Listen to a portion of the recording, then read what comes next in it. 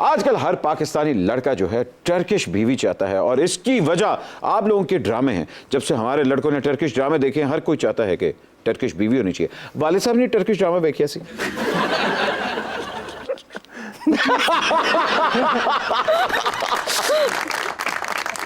बाजी अगर पाक चीन दोस्ती की मिसाल JF-17 थंडर है तो अलीज़ पाक तुर्क दोस्ती की बेहतरीन मिसाल है।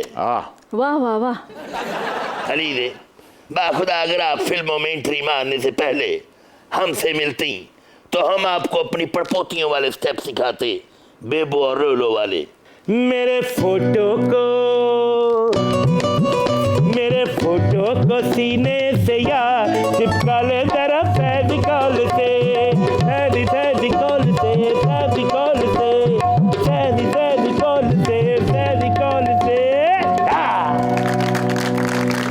बट साहब आज तक मुझे स्टेप इतना पसंद था लेकिन आज सुबह नफरत होगी इससे।